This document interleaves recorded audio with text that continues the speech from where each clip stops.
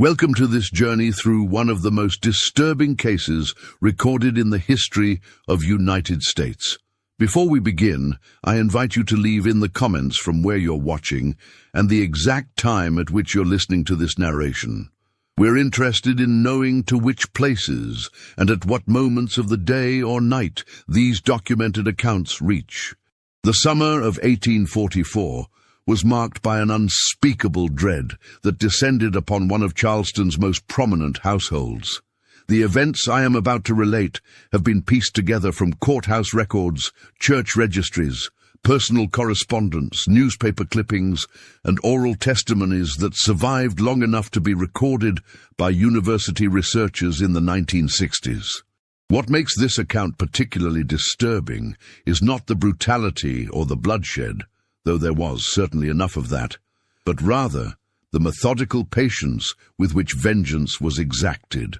The Rutledge family estate stood 3 miles north of Charleston proper, nestled among the sprawling oak trees, draped with Spanish moss that seemed to whisper secrets when the coastal winds swept through.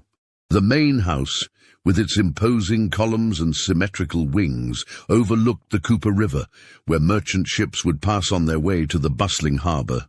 It was in this house that Sarah Elizabeth Rutledge, wife of prominent attorney William Harrison Rutledge, began to experience the first symptoms of what would later be described as a wasting malady of mysterious origin. But to understand what truly happened during those humid summer months, we must first step back and examine the household as it existed before death began its quiet harvest. The Rutledge plantation, passed down through 4 generations, had amassed considerable wealth through rice cultivation and the labor of more than 70 enslaved individuals. William Harrison Rutledge had inherited the estate from his father at the age of 25 and had expanded both the property and its operations through shrewd business dealings and his connections within Charleston's elite society. Sarah Elizabeth Rutledge, born Sarah Elizabeth Baker, came from an equally prominent Charleston family. Their marriage in 1835 had been celebrated with one of the most lavish weddings the city had seen that decade, uniting 2 of the oldest families in the area. The union had produced 3 children, Thomas, age 8, Catherine, age 6, and infant James, born in January of 1844. To all outward appearances, the Rutledges embodied the pinnacle of Antebellum Southern prosperity. The household staff consisted primarily of enslaved domestics who maintained the impeccable appearance of both the home and its inhabitants. Among them was Mary, a house servant who had been with the family since William's childhood, Richard, the stablemaster whose skill with horses was renowned throughout the county, Hannah, the children's nurse, and Martha, a young woman who had been purchased from a neighboring plantation 2 years prior to serve as Sarah's personal attendant. But it was Rebecca who held the most unusual position within the household hierarchy. Rebecca, who had been born into slavery on the Rutledge plantation approximately 40 years earlier, served as the family's midwife. The daughter of an enslaved woman from the Gula region who had knowledge of herbs and healing, Rebecca had assisted in the births of countless children, both on the plantation and occasionally in the homes of other wealthy families in the area. Her skills were so valued that William's father had permitted her to keep a small garden behind the kitchen house where she grew various medicinal plants. What was not widely known, however, was that Rebecca had also delivered William himself some 35 years earlier, had been present at the birth of each of his siblings, and had brought all 3 of his own children into the world. In a society rigidly stratified by race, Rebecca occupied that rare position of being simultaneously essential and invisible. She moved through the household with quiet efficiency, her presence so familiar that the Rutledges hardly registered it at all. The events that would ultimately shatter this household began innocuously enough in March of 1844, approximately 2 months after the birth of James, the Rutledges' youngest child. Sarah began to complain of fatigue, headaches, and occasional stomach discomfort. Initially dismissed as the natural consequences of childbirth, her symptoms gradually worsened as spring progressed. By early May, she had developed a peculiar pallor and had lost a noticeable amount of weight. Dr. Edward Thompson, the family physician who had attended the Rutledges for years, prescribed a tonic of iron and quinine, suspecting a case of malaria, which was not uncommon in the low-lying areas surrounding Charleston. The tonic provided no relief. If anything, Sarah's condition deteriorated more rapidly after she began taking it. Her once robust appetite diminished until she could barely manage a few spoonfuls of broth at each meal. Her strength ebbed so dramatically that by June she could no longer leave her bedchamber without assistance. The vibrant young woman who had previously managed the household with precision and grace became a ghost of herself, confined to a sickbed with the curtains drawn against the harsh summer light. Dr. Thompson visited with increasing frequency as the weeks passed. He applied leeches to draw out what he believed might be bad blood causing her illness. He administered various preparations of mercury, arsenic, and bismuth, standard treatments of the era. Nothing alleviated Sarah's suffering. In fact, each new treatment seemed to accelerate her decline. By early July, the entire household revolved around the sick room, with servants constantly rushing in and out with fresh linens, water, and whatever small amount of nourishment Sarah could tolerate. Throughout this ordeal, Rebecca remained in the background, occasionally preparing herbal teas that were said to settle the stomach or reduce fever. She moved silently through the house, observing everything while appearing to observe nothing at all. If anyone had been paying closer attention, they might have noticed that Rebecca always seemed to be present when Dr. Thompson discussed Sarah's condition with William, or when the kitchen staff prepared the invalid's meals. But in a household accustomed to treating enslaved individuals as furniture, present but unseen, no one remarked on Rebecca's quiet vigilance. On the morning of July 23, 1844, Sarah Elizabeth Rutledge died in her bed at the age of 29. The official cause of death was recorded as wasting illness of unknown origin, a frustratingly vague diagnosis that provided little closure for her grieving husband and motherless children. The funeral, held 2 days later at St. Michael's Episcopal Church in Charleston, was attended by nearly every prominent family in the city. Sarah was interred in the Rutledge family plot at Magnolia Cemetery, her grave marked by an angel in white marble imported from Italy. Life in the Rutledge household attempted to return to some semblance of normalcy following the funeral.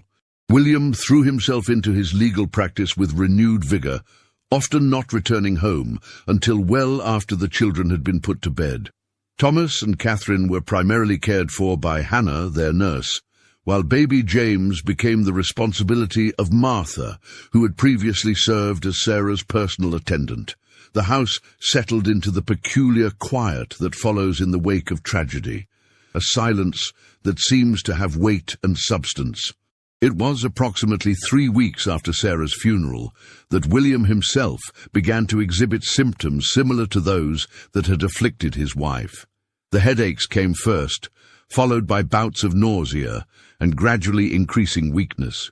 Initially, he attributed these symptoms to grief and overwork, but as August progressed and his condition worsened, Dr. Thompson was once again summoned to the Rutledge estate. The doctor's concern was evident from the moment he examined William. The similarity to Sarah's illness was too striking to ignore. Once again, various treatments were prescribed: tonics, purgatives, bloodletting, and once again they provided no relief. By early September, William was confined to the same bed in which his wife had died just weeks earlier. His skin had taken on a yellowish tinge, and he suffered from violent stomach cramps that left him drenched in sweat and barely conscious. Throughout the household, whispers of a possible contagion began to circulate. Dr. Thompson, however, remained skeptical of this explanation. Contagious illnesses typically spread more rapidly and widely throughout a household, yet none of the children, nor any of the house servants, had exhibited similar symptoms. Something else was at work here, something more targeted and insidious. It was Martha, the young woman who had previously attended Sarah, who first voiced the suspicion that would eventually unravel everything. One evening in mid-September, as William's condition continued to deteriorate, she approached Richard, the stablemaster, with a troubling observation. "I've seen Rebecca adding something to the master's tea," she whispered, glancing nervously over her shoulder to ensure they were not overheard. "A powder that she keeps in a small cloth pouch tied at her waist. She does it when she thinks no one is watching." Richard initially dismissed Martha's concerns. Rebecca had been with the Rutledge family for decades. Her loyalty was beyond question. Besides, she was a healer, not a poisoner. It was natural that she would prepare medicinal teas for an ailing member of the household. But Martha was insistent. "It's the same tea she used to make for Mistress Sarah," she continued, "and I've seen her collecting leaves and roots from places beyond her garden, plants I've never seen her grow before." Reluctantly, Richard agreed to watch Rebecca more closely, though he did so mainly to appease Martha rather than out of any genuine suspicion. 3 days of observation, however, confirmed Martha's account. Rebecca was indeed adding an unknown substance to William's tea, a greyish powder that she carefully measured from a pouch kept hidden beneath her apron. Unsure of how to proceed, Richard finally approached Mary, the eldest of the house servants, and the one person whose judgment he trusted implicitly. Mary listened to his account without interruption, her expression betraying nothing. When he had finished, she remained silent for several long moments before responding. "There are things about Rebecca that you don't know," she said finally, her voice barely above a whisper. "Things that happened before you came to this plantation." What Mary revealed that night would later be recorded in a deposition given to Charleston authorities, though the document itself would be sealed by court order until 1869. According to Mary's account, Rebecca had given birth to a daughter some 20 years earlier. The child's father was William Harrison Rutledge, Sr., the current master's father. The infant girl, born with fair skin and green eyes that undeniably marked her parentage, had been sold to a plantation in Georgia when she was just 3 years old, despite Rebecca's desperate pleas to keep her child. "Rebecca was never the same after that," Mary explained. "She continued her duties as midwife. She delivered the current master himself and all his brothers and sisters. She smiled and served and kept her head down. But something in her eyes changed. Something died."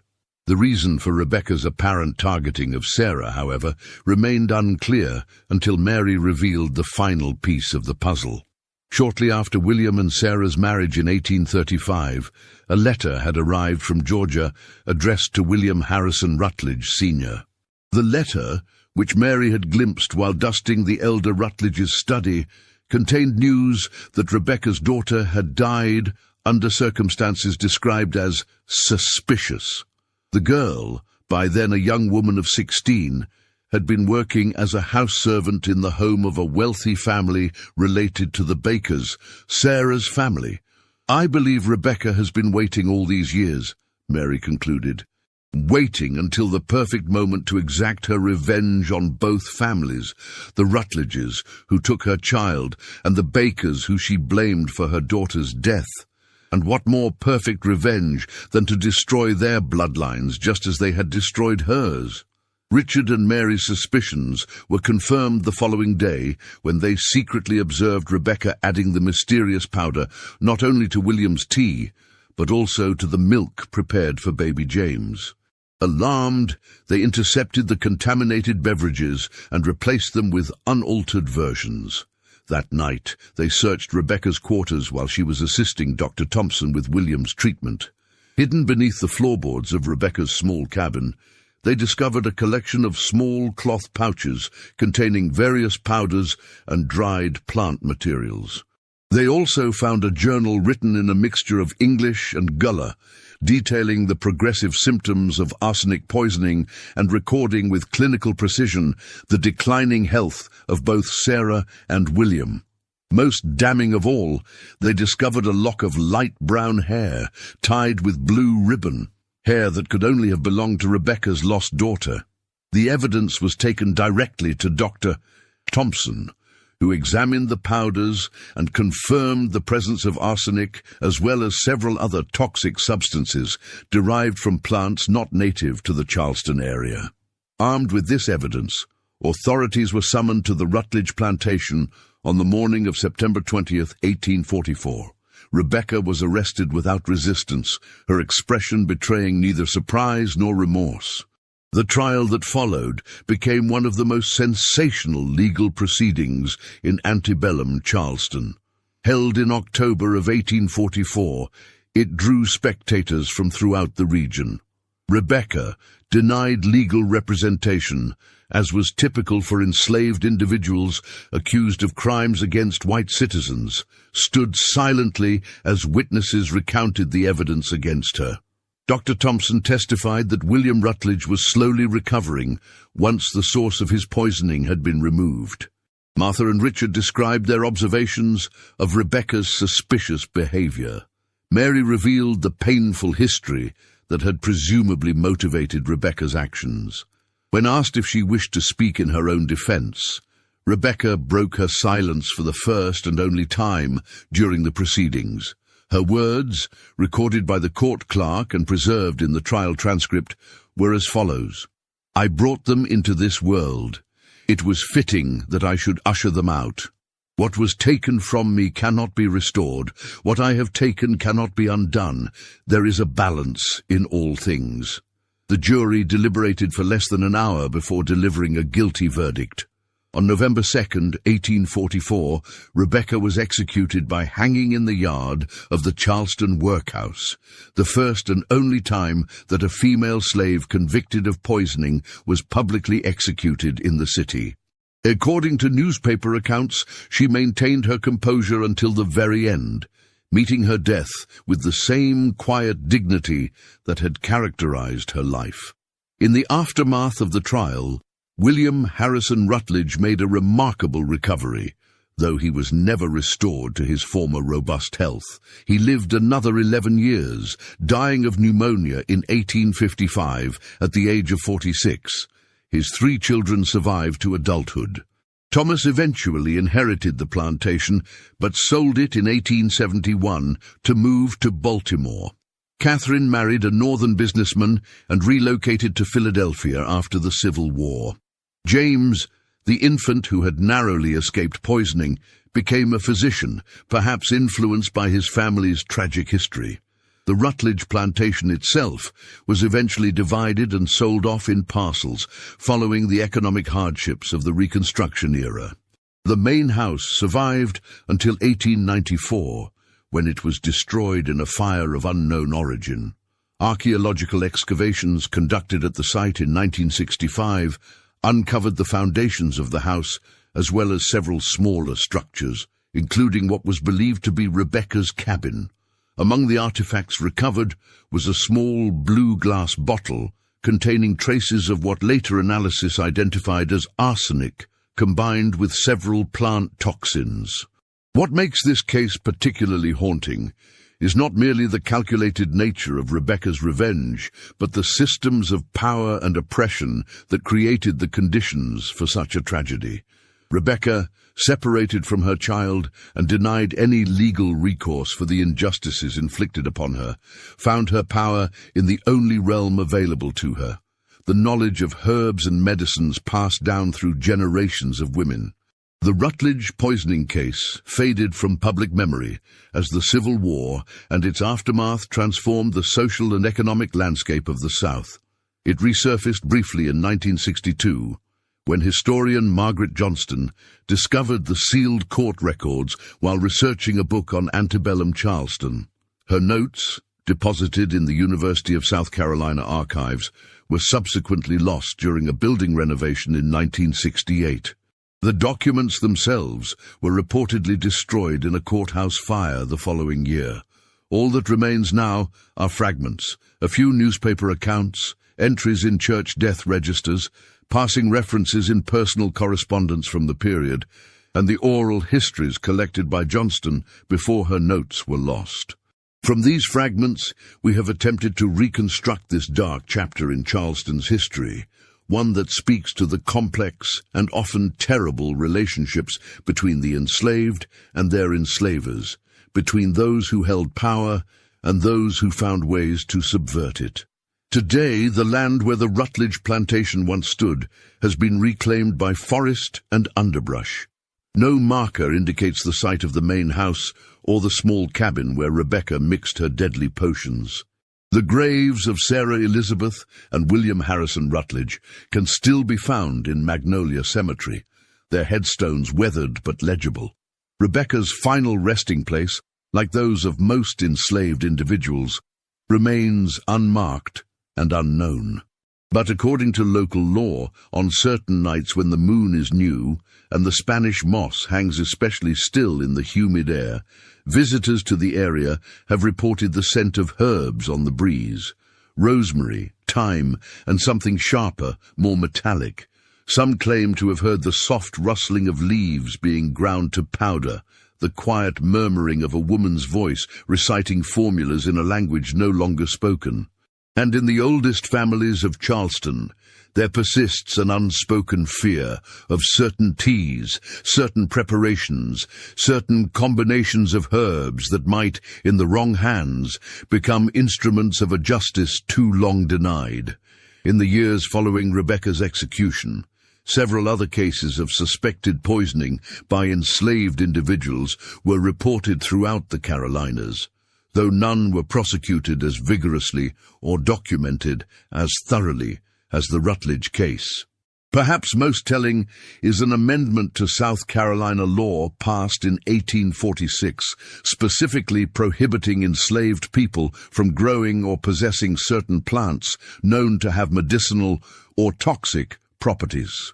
The story of Rebecca and the Rutledge family serves as a chilling reminder that vengeance, when denied all other channels, may flow through the most intimate acts of daily life: the preparation of food and drink, the tending of the sick, the bringing forth of new life. It reminds us that power, no matter how absolute it may appear, is never complete, and that those deemed powerless often find and forge their own terrible weapons.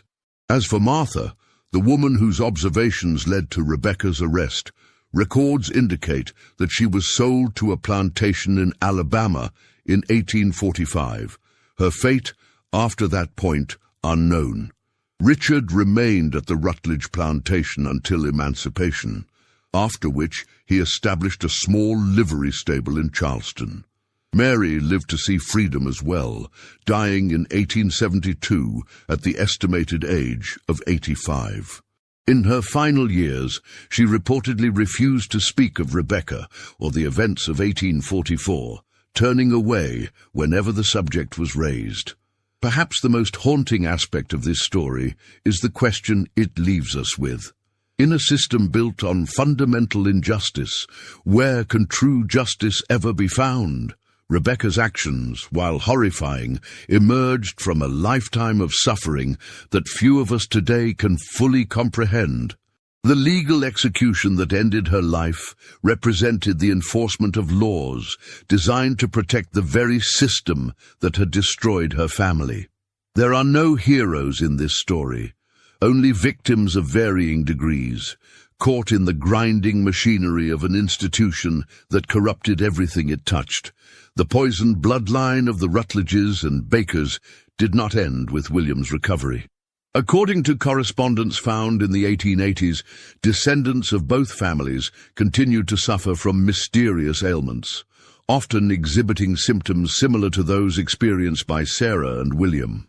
Medical knowledge of the time was insufficient to determine whether these later cases represented the ongoing effects of earlier poisoning, a genetic susceptibility to certain diseases, or perhaps the power of suggestion at work in families haunted by their own history.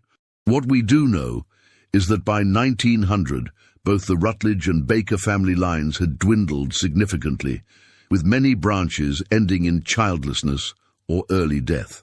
Whether this represents the final fulfillment of Rebecca's curse, or simply the natural entropy of family lineages over time is impossible to determine.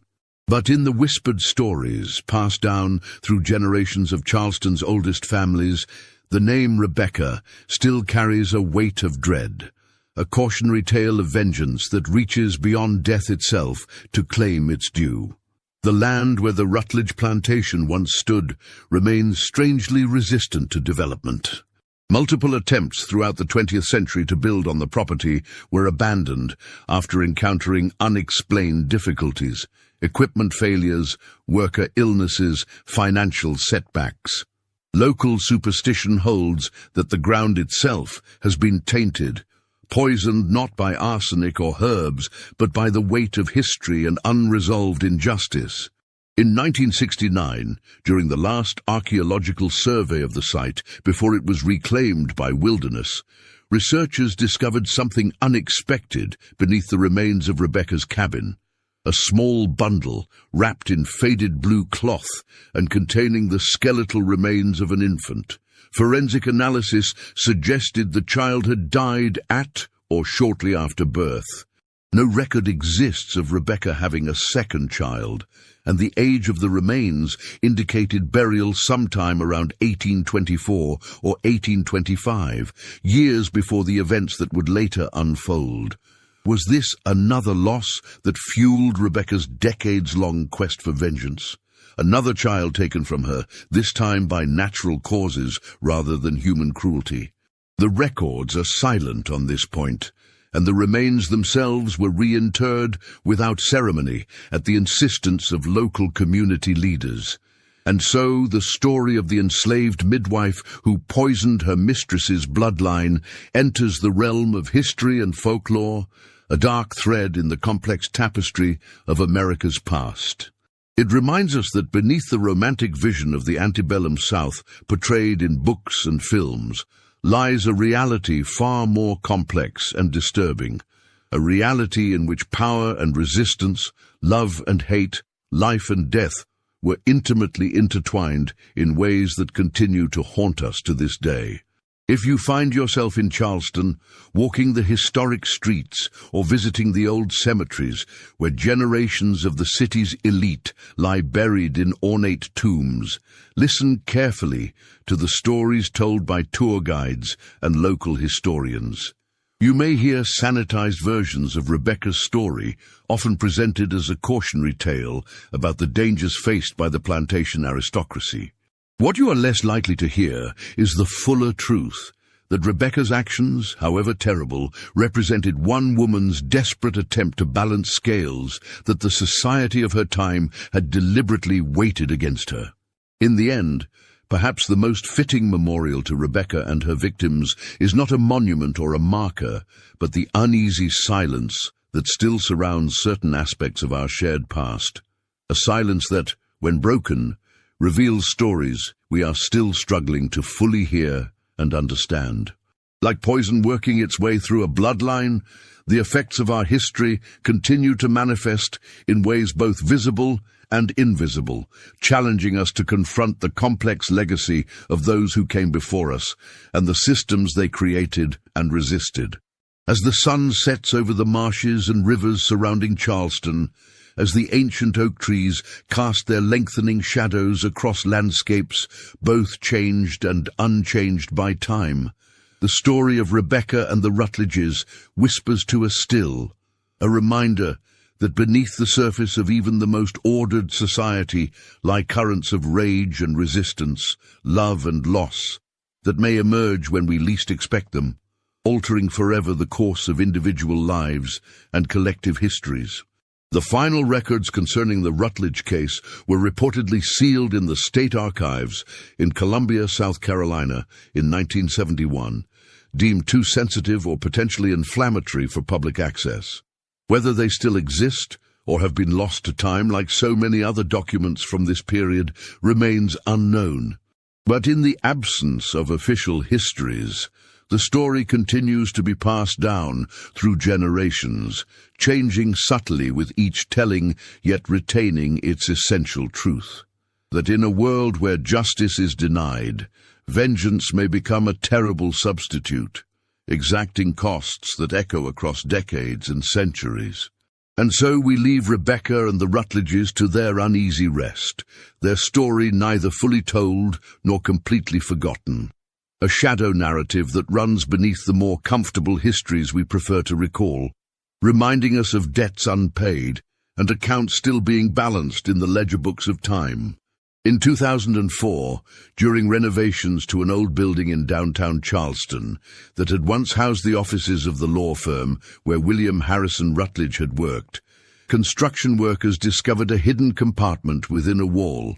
Inside was a small wooden box containing what appeared to be personal effects: a tarnished silver locket, a folded piece of yellowed paper, and a small vial of dark liquid. The building's owner, recognizing the potential historical significance of the find, donated the items to the Charleston Museum. Analysis of the contents revealed something extraordinary. The locket contained a lock of hair, 2 strands intertwined, one dark, one light brown. DNA testing, though limited due to the age of the samples, suggested a close familial relationship. The folded paper, carefully preserved, was a bill of sale for a mulatto female child, aged 3 years, sound in body and mind.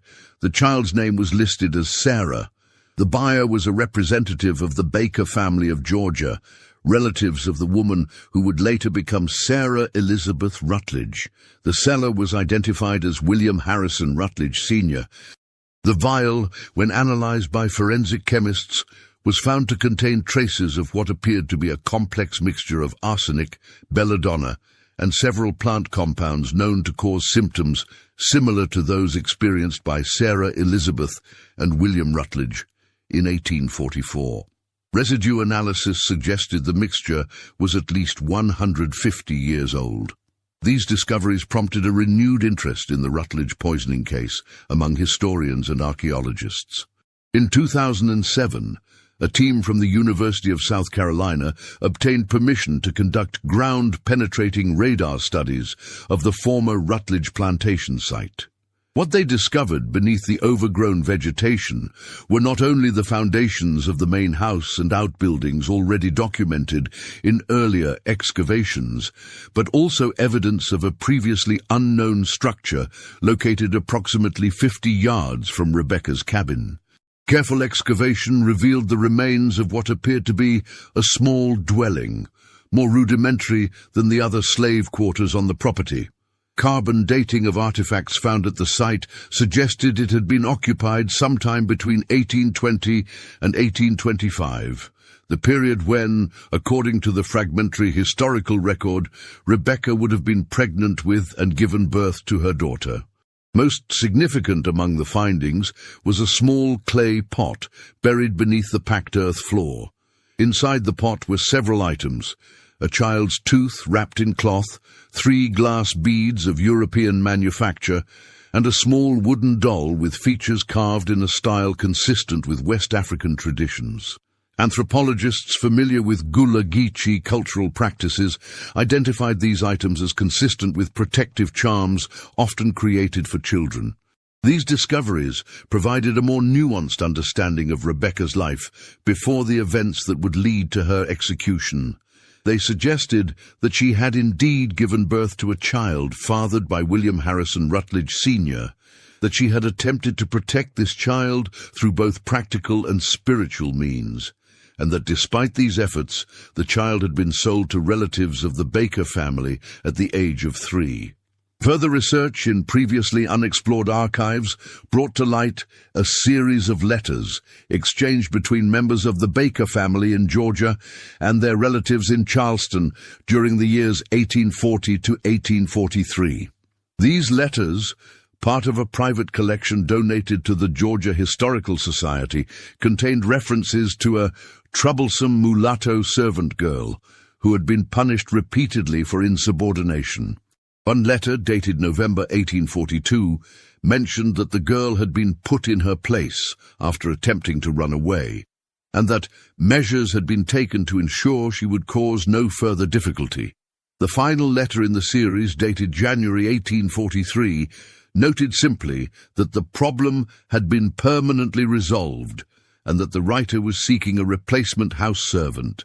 No further mention of the girl appeared in subsequent correspondence. This timing aligns precisely with Mary's testimony that news of Rebecca's daughter's death under suspicious circumstances had reached Charleston shortly before William and Sarah's wedding in 1835. These discoveries paint a more complete picture of the events that may have motivated Rebecca's actions. Her daughter, taken from her at a young age and sold to relatives of the woman who would later marry into the Rutledge family, had apparently died under circumstances that suggested mistreatment or violence. Rebecca, powerless to protect her child or seek justice through any official channels, had waited patiently for years, cultivating her knowledge of herbs and poisons, positioning herself as the trusted midwife who would deliver the children of the very families responsible for her loss. The calculated nature of her revenge becomes even more apparent when we consider that she waited until after Sarah had given birth to her third child before beginning the poisoning. Rebecca ensured that the bloodlines would continue just enough to create the maximum suffering. Parents would live to see their children grow, form attachments, and then watch them suffer and die. It was not merely death she sought to inflict, but the same prolonged anguish she herself had endured. In 2011, an unexpected source provided further insight into the case. A descendant of Mary, the house servant whose testimony had been crucial in Rebecca's conviction, came forward with a family document that had been preserved through generations. The document, written in 1872, shortly before Mary's death, contained her full account of the events of 1844, including details that had not been part of her official testimony. According to this account, Mary had been aware of Rebecca's actions for some time before she revealed them to authorities. She had observed Rebecca collecting plants from the marshes and forests surrounding the plantation, had noticed the careful way she prepared certain teas and tonics, and had recognized the gradual decline in Sarah's health as something other than natural illness. Yet she had remained silent, caught in the impossible position of divided loyalties to the Rutledge family who owned her, to Rebecca, who had been her friend and confidant for decades, and to her own conscience. What finally prompted Mary to act, according to her written account, was not concern for William's life, but fear for the children, particularly the infant James. "I could not stand by and watch a babe suffer for the sins of its father and grandfather," she wrote. "Rebecca's vengeance had justice in it, but the children were innocent, and I could not bear their deaths on my conscience." Mary's account also revealed that Rebecca had confided in her about the full extent of her plan, not merely to kill Sarah and William, but to systematically poison every member of both the Rutledge and Baker families within her reach. She had apparently maintained correspondence with other enslaved people in households connected to both families, and had shared her knowledge of poisons with them. Her plan was to erase both bloodlines from the earth, Mary wrote, as they had tried to erase her daughter. Whether Rebecca succeeded in this broader aim is difficult to determine. Historical records do show that in the decades following her execution, both the Rutledge and Baker families experienced unusual rates of unexplained illnesses, infertility, and early deaths. By 1900, as previously noted, both family lines had diminished significantly. Was this the result of Rebecca's poisoning reaching across generations, or simply the consequence of the Civil War, economic changes, and the natural dispersal of family lines over time? The historical record cannot provide a definitive answer. What is clear, however, is that Rebecca's story represents far more than a simple case of murder or revenge. It embodies the complex moral universe of American slavery, where conventional notions of justice, loyalty, and morality were distorted beyond recognition. In a system where human beings were legally property, where families could be separated on a slaveholder's whim, where sexual exploitation was routine and unquestioned, conventional moral frameworks simply could not contain the depths of human experience and response. In 2015, the Charleston City Council debated a proposal to include Rebecca's story in the official historical tours of the city. After heated discussion, the proposal was rejected on the grounds that it might cast the city's history in an unnecessarily negative light and focus on divisions rather than reconciliation. This decision itself becomes part of the ongoing narrative. The ways in which certain histories continue to be marginalized or silenced in service of more comfortable narratives. Yet, despite official reluctance, Rebecca's story has continued to circulate through other channels. Local tour guides who specialize in the darker aspects of Charleston's history include versions of it in their nighttime tours. Community theater groups have staged dramatic interpretations. Writers and artists have found inspiration in this tale of power, resistance, and revenge. The story refuses to disappear, perhaps because it speaks to something essential about America's troubled relationship with its own past. In 2019, during an unusually severe hurricane that struck the South Carolina coast, flooding revealed something long buried on the former Rutledge plantation property. As waters receded, local residents noticed unusual formations in the soil of an area that had been underwater for generations. The outlines of what appeared to be a garden, perfectly preserved beneath layers of sediment.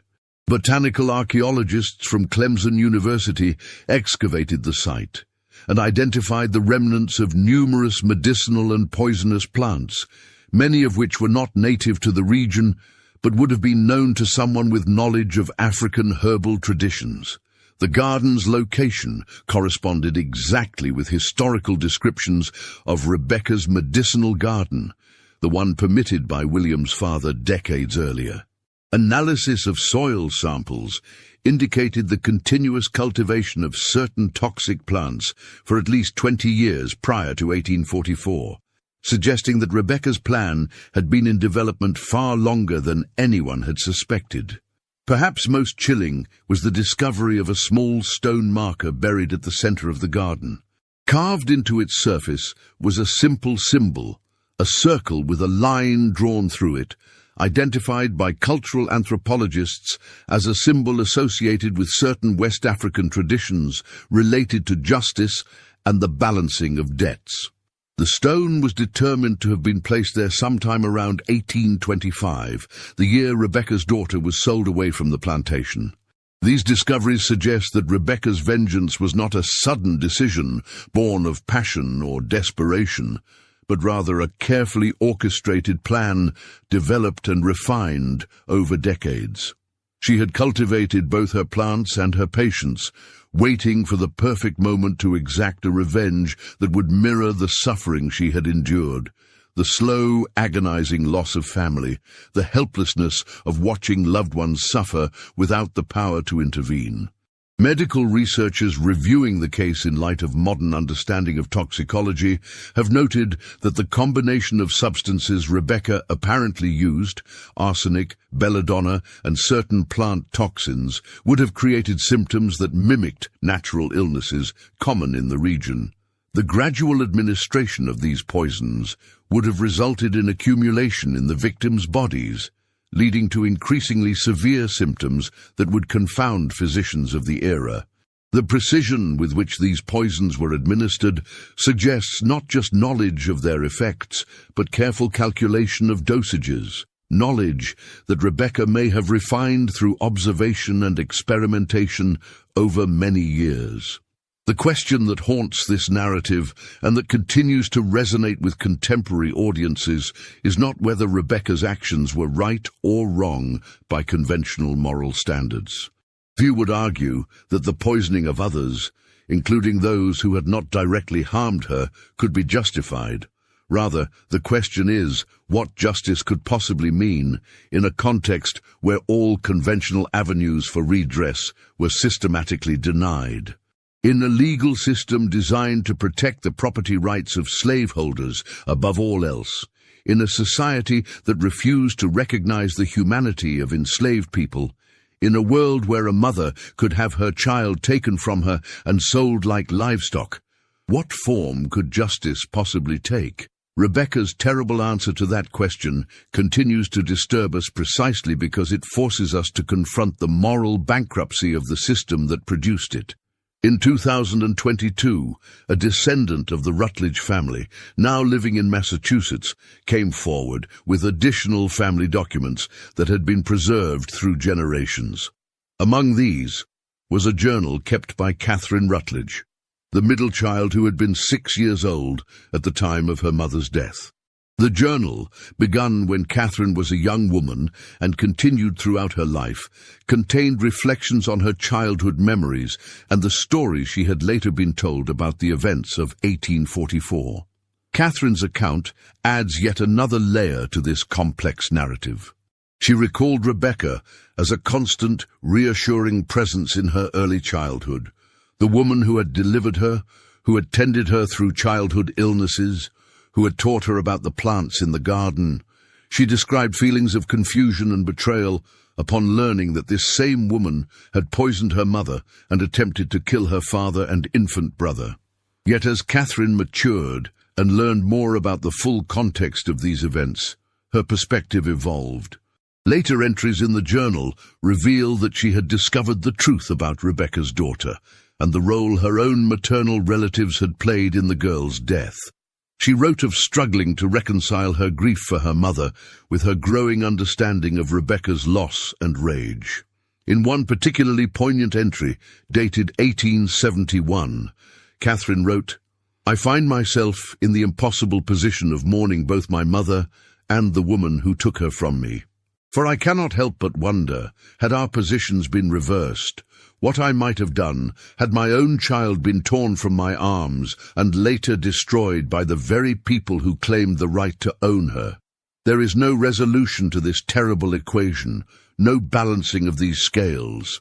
Catherine's journal reveals that her decision to move north after the Civil War was motivated in part by her desire to distance herself from the legacy of slavery and the moral complexities it had created. She never had children of her own, a choice she explicitly connected to her fear that the poison in our bloodlines runs deeper than any substance Rebecca might have administered. It is the poison of a system that corrupted everything it touched. Thomas Rutledge, the eldest child, took a different path. After selling the plantation in 1871, he maintained correspondence with several former slaves who had worked on the property, including Richard the stablemaster. In letters preserved in the Maryland Historical Society archives, Thomas expressed his belief that his father had known about Rebecca's daughter all along and had chosen to remain silent about his own father's actions. "There was a reckoning that was perhaps long overdue," he wrote in one letter, "though I cannot help but wish it had taken some other form." James Rutledge, the infant who had nearly become Rebecca's third victim, did indeed become a physician as previously noted. His medical journals, discovered in 2008 in the archives of Johns Hopkins University where he later worked, reveal a preoccupation with poisons and their antidotes. He specialized in toxicology, publishing several papers on the detection and treatment of arsenic poisoning.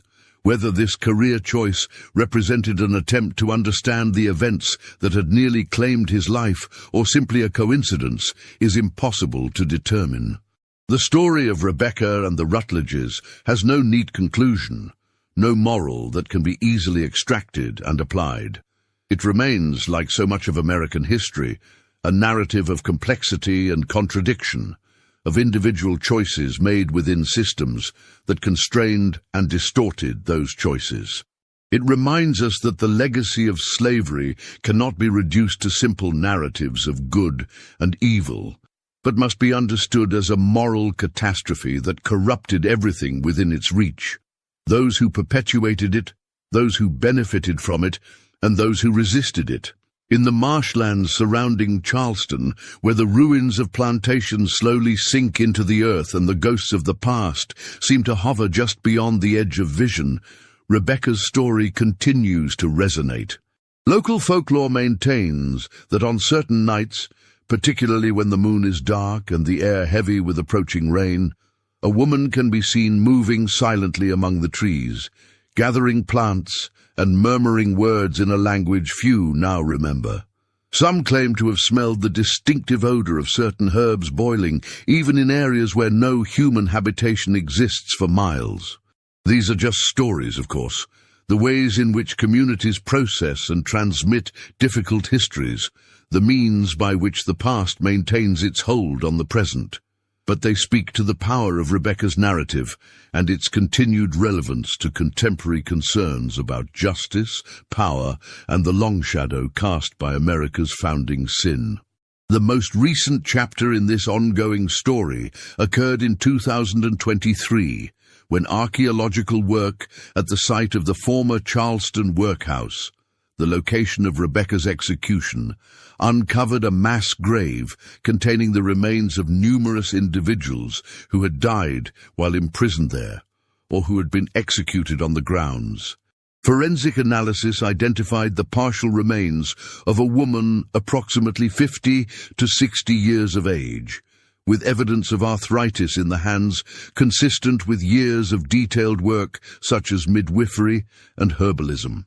Though positive identification was impossible given the condition of the remains and the passage of time, the location and characteristics aligned with what is known about Rebecca. After consultation with community leaders and historians, these remains, along with all others recovered from the site, were reinterred in a formal ceremony that acknowledged the complex history of the location and the lives that had ended there.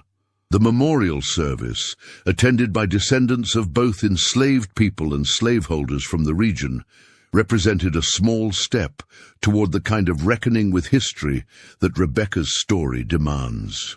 As we conclude this account, we are left with questions rather than answers.